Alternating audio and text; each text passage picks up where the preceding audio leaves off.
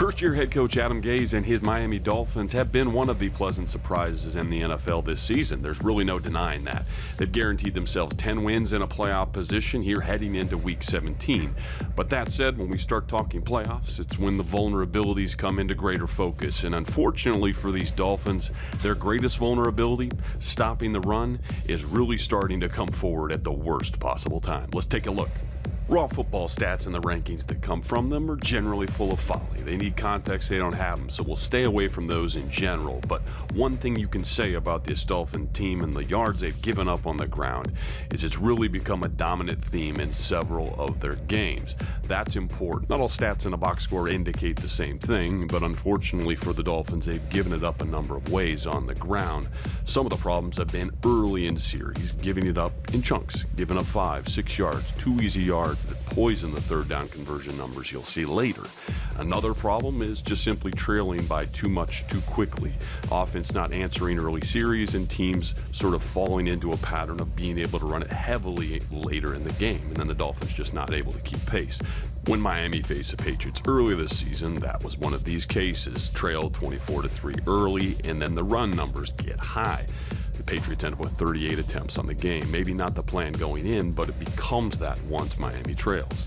On the flip side of that are games like the Dolphins had against the Niners, Cardinals, and Bills, where run production was just video game-like, a major issue for them in the game, never able to figure it out throughout the course of the game, how to slow that production. All three of these performances in the last month of the season, a great indicator of who they are today when they'll face the Patriots this weekend and then heading into the playoffs. Run problems is too big of an umbrella, so let's look at specific themes that have been issues. Here, running right at the pass rushers. So Cameron Wake, obviously a great player in this league, and Ndamukong Suh with the 3 technique there, circled on the inside. Both guys very aggressive, really good in chase mode as run defenders, but aggressive as pass rushers who often lose leverage in the run game. Teams here obviously not afraid to make them the point of attack, not afraid to run to their side because they lose leverage very quickly because of some of that aggressiveness. Mario Williams at the defensive end spot now on the left side of your screen, obviously an accomplished pass rusher in this league, but here you'll see sort of a habit of getting buried too much into the run scheme, not able to separate in time to keep leverage on the back. So the Bills are gambling here, willing to go right at him, and they have a straight line to the edge. When they're again, now here's the in and out game. You have the failure before, so now he's going to slow play it, but then get kicked out from the inside. Either way, straight line, available run production right at some of the Dolphins' best players. Next theme, and a bit surprising, straight ahead, no fair dodging. A lot of production against these Dolphins, A-gap to A-gap, right down Broad Street. That's Ndamukong Suh there in your right A-gap, shaded there a bit, but he's going to lose a one-on-one block here at the center position, and there's just no second-level play there until it's too late.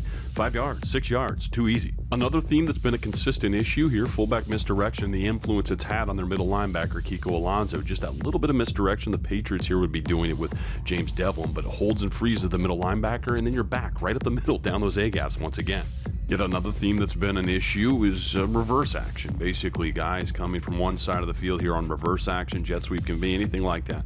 The Patriots do with both Chris Hogan and Julian Edelman, but here influencing the second level player, creating a hole in the front and gashed once again. It's really a combination of these themes that create a blood in the water situation for the Dolphins defense. When they're finding run production right at your best players, right at your pass rushers, that's an issue. And problems with influence schemes, those don't go away overnight, especially when they're created a variety of ways.